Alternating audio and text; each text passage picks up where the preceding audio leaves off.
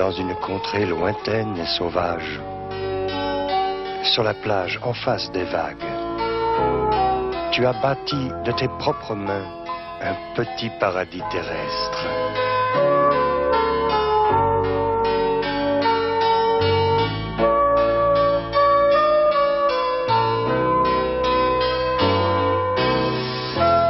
Robinson, ton île était un rêve verdoyant. Quand ton cœur était lourd et triste, tes yeux voyaient la mer en rêve.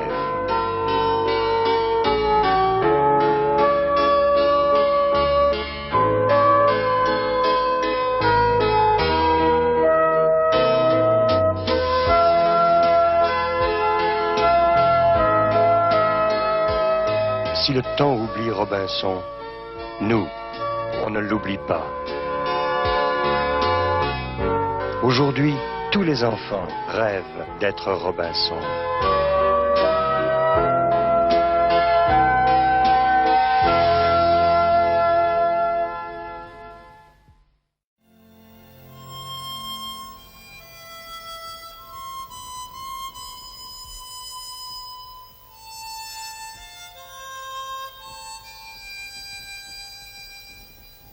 Mes respects, messieurs. Vous n'avez sûrement pas encore lu pareil récit. Dans ce journal, je noterai tout ce qui m'arrivera.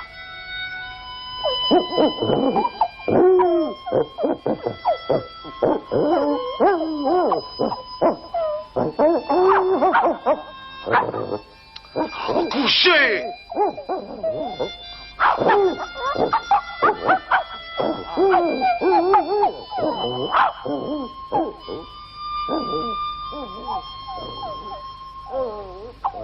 Capitaine, l'équipage est à bord.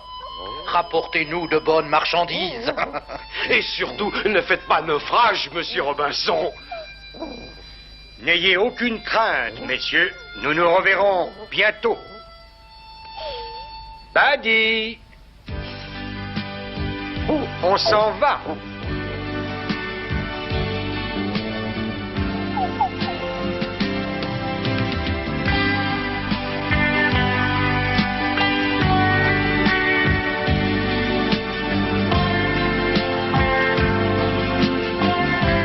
Écrivez-nous!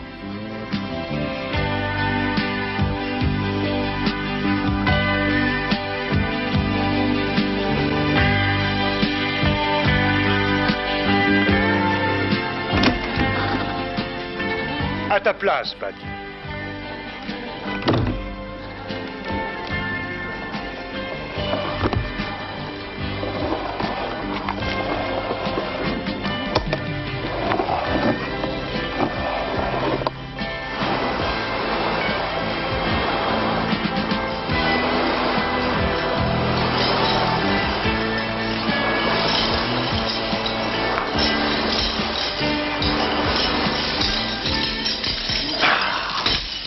Ces chaînes me mettent hors de moi. Et pour l'amour du ciel, cessez ce bruit infernal!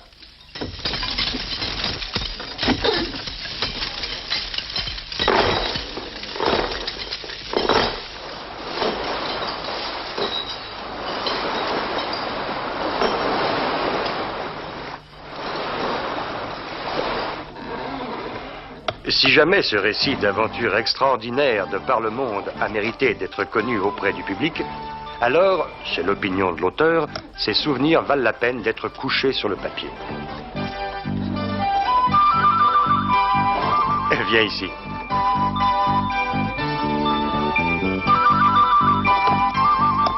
Ma mère était originaire de la ville de York. Elle était issue d'une vieille famille pieuse et respectable, les Robinson. Elle fut en vérité une femme d'une grande beauté et d'une grande probité. Mon père, Hans Kreuznauer, était natif de Brême. Il s'était installé comme négociant à Hull, où il amassa une fortune considérable, car c'était un commerçant fort habile. Plus tard, il s'établit à York, où il épousa ma mère. C'est ainsi que je devins Robinson Kreuznauer. Mais comme les Anglais déforment souvent et volontiers les noms à consonance étrangère, on commença à m'appeler Crusoe. Mon père, qui était un homme d'expérience, me fit inculquer toute la culture nécessaire et me dispensa une éducation parfaite à la maison. Cependant, mon unique désir était de devenir marin. Je rêvais souvent des mers du Sud et des lointains voyages en mer. Mon cœur et ma tête étaient emplis d'une soif ardente d'aventure.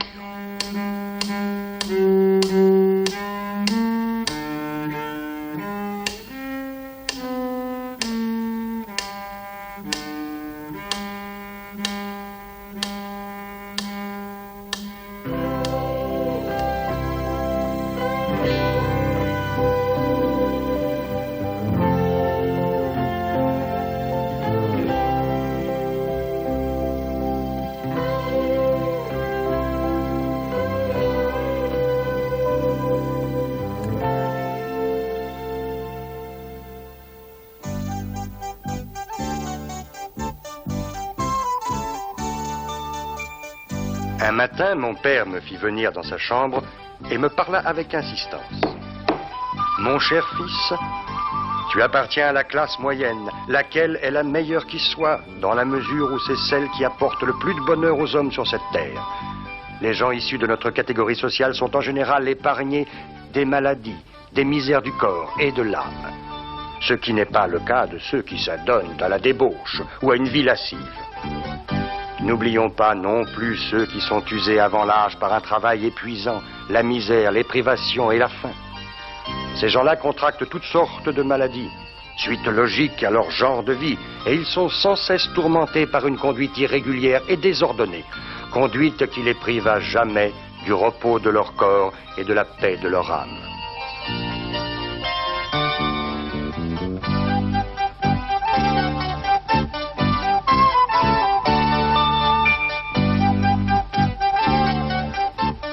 Si tu devais un jour te sentir attiré par une vie aussi déraisonnable, alors Dieu ne te bénirait point et tu ne trouverais d'aide nulle part.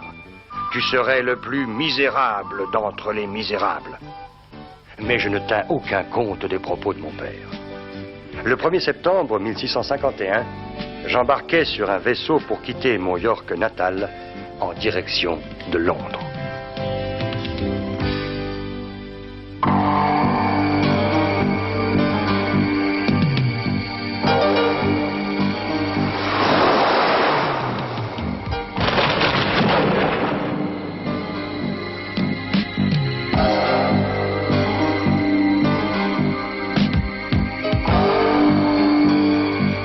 Très vite après le départ du bateau, je reconnus mon erreur.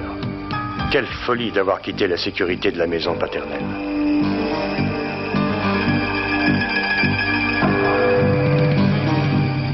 Je survécus au naufrage grâce aux dernières forces qui me restaient. Et le brave capitaine du navire prit congé de moi sur ces paroles. « Jeune homme, l'aventure que tu viens de vivre devrait te dissuader à jamais de reprendre la mer. Tu n'es pas fait pour ce genre d'aventure. Crois-en un homme d'expérience. »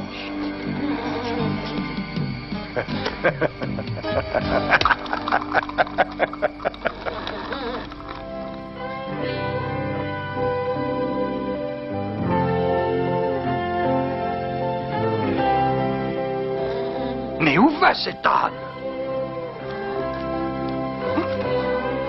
Mais est-ce donc possible? Je deviens fou. Mais où vas-tu? Fais demi-tour.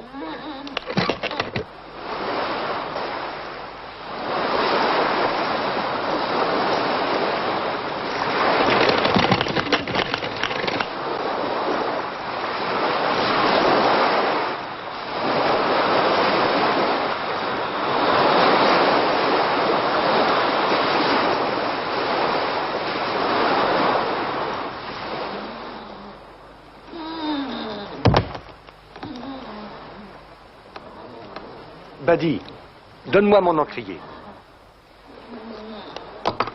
Maintenant, tiens-le.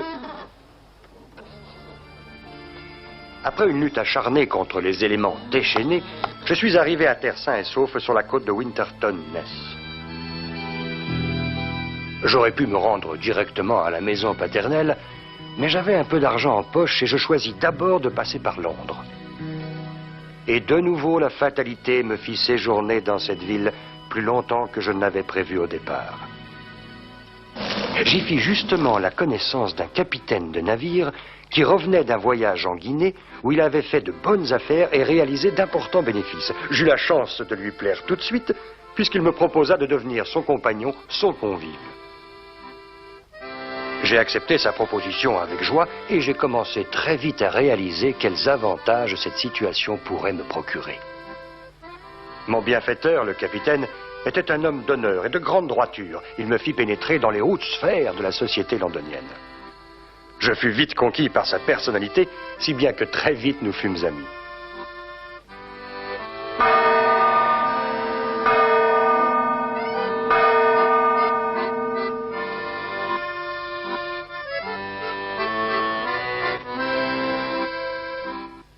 Le capitaine se rendit compte très vite que mon esprit courageux et aventureux correspondait on ne peut mieux à tous les buts qu'il s'était fixés. Il me demanda de faire partie de son prochain voyage de négoce en Guinée. La perspective d'un tel voyage dans les contrées de mes rêves me fascinait et me poussait à accepter son offre sans la moindre hésitation.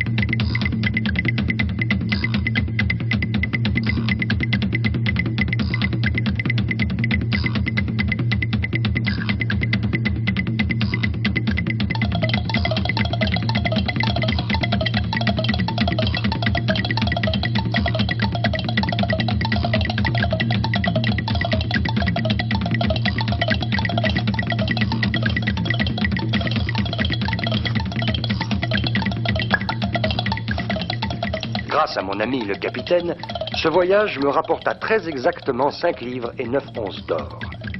En outre, guidé par ses conseils, j'ai pu acquérir d'assez solides connaissances en mathématiques et dans l'art de la navigation. En bref, j'ai appris à comprendre beaucoup de choses qu'un homme de la mer se doit de savoir.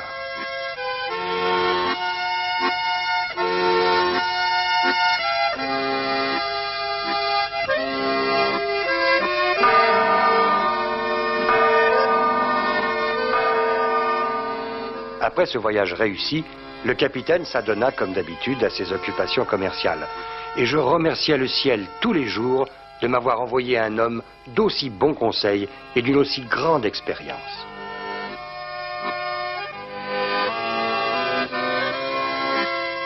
Pour mon malheur, mon ami mourut peu après son arrivée à Londres. Alors je me promis de refaire encore une fois le même voyage à bord du même vaisseau.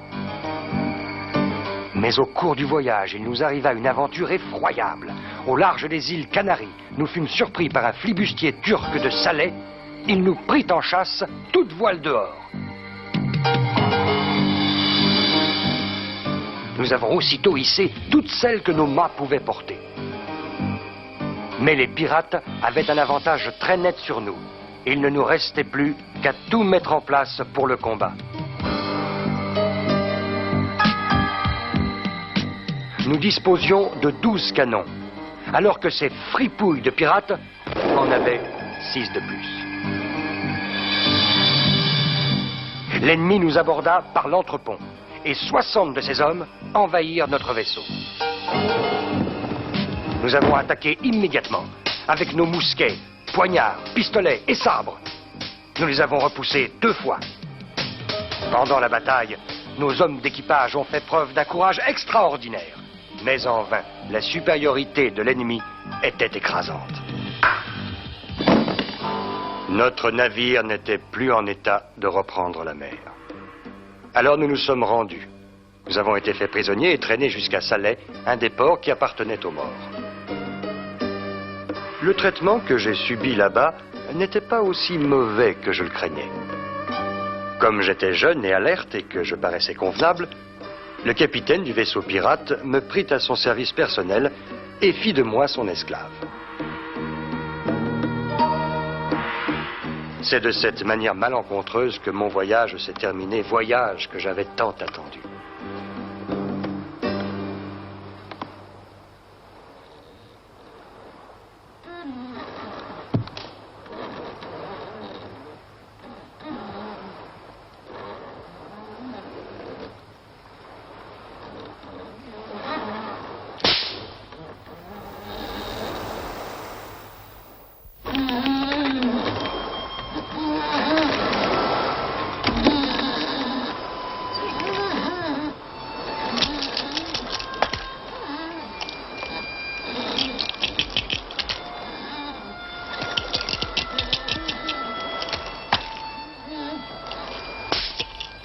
Fais attention au gouvernail, fripon, misérable.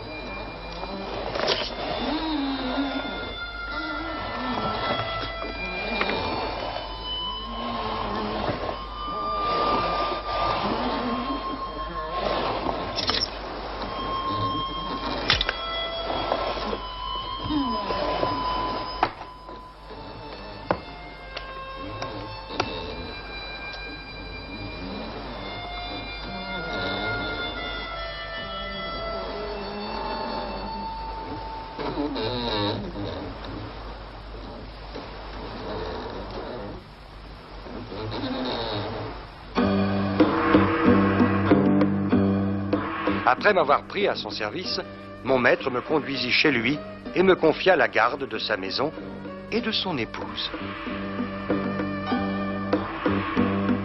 Je vivais dans l'espoir qu'il me prendrait avec lui chaque fois qu'il ferait un nouveau voyage en mer.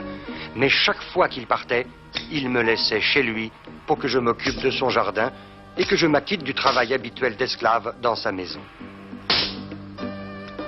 Les efforts physiques épuisants et le climat auquel je n'étais pas habitué avaient miné ma santé. Et je me suis souvent posé la question, de quoi m'étais-je donc rendu coupable devant Dieu pour avoir une aussi lourde peine à purger? C'était pourtant le désir le plus cher de mon père que je devienne négociant. Le travail d'esclave dans la maison du capitaine ne me faisait rêver que d'une chose, m'enfuir. Mais mes forces diminuaient de plus en plus.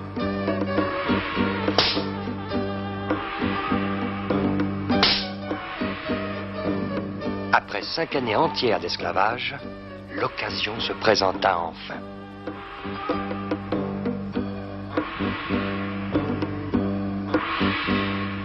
Mon seigneur et maître, un pêcheur passionné, décida d'aller à la pêche au gros en mer. Comme il s'attendait à une prise importante, il m'emmena avec lui, ainsi que le petit esclave Xuri, pour que nous l'aidions à attraper les poissons. Je me consolais à la pensée qu'un navire espagnol ou portugais viendrait peut-être nous capturer pour que je puisse recouvrer ma liberté depuis si longtemps perdue. Malheureusement, le sauveur tant attendu n'arriva pas et je cherchais vainement une solution. La chance allait se présenter à moi.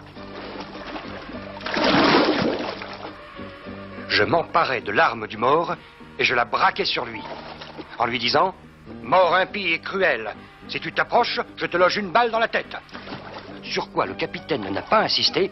Il a gagné la côte à la nage très aisément, car il était excellent nageur.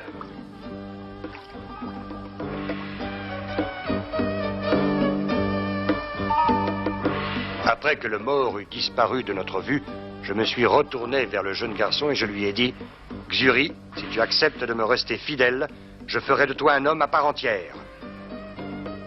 Mais si jamais tu t'avises de me trahir par Mohamed, je serai obligé de te jeter à la mer. » Le garçon me jura fidélité et s'engagea à me suivre partout, pas à pas. « Monsieur, réveillez-vous! Un bateau avec une voile !» m'a crié Xuri, quelques jours après notre départ en mer. Le jeune homme était mort de frayeur à l'idée qu'il ait pu s'agir d'un des navires de notre ancien maître. Mais très vite, je réalisais, d'après la route qu'il empruntait, qu'il venait d'une autre direction.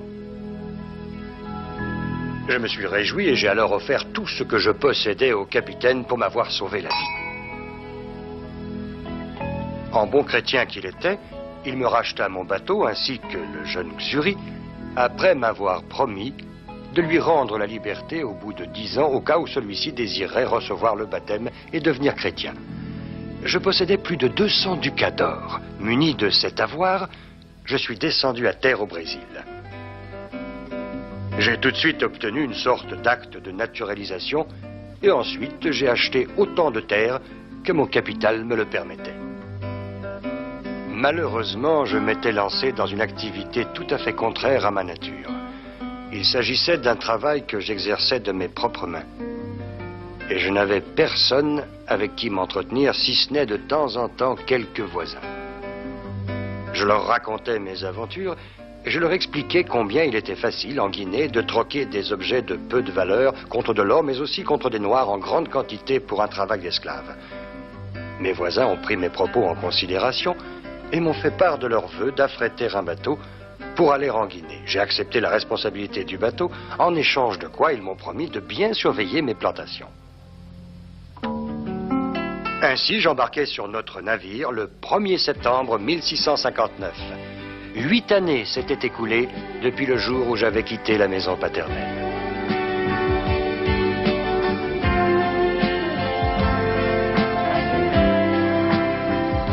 Notre bateau n'avait pas chargé beaucoup de marchandises, si ce n'est des articles que l'on pourrait facilement échanger avec les Noirs, du style perles de verre, petits miroirs, diverses fanfreluches, des colifichets et toutes sortes d'autres frivolités.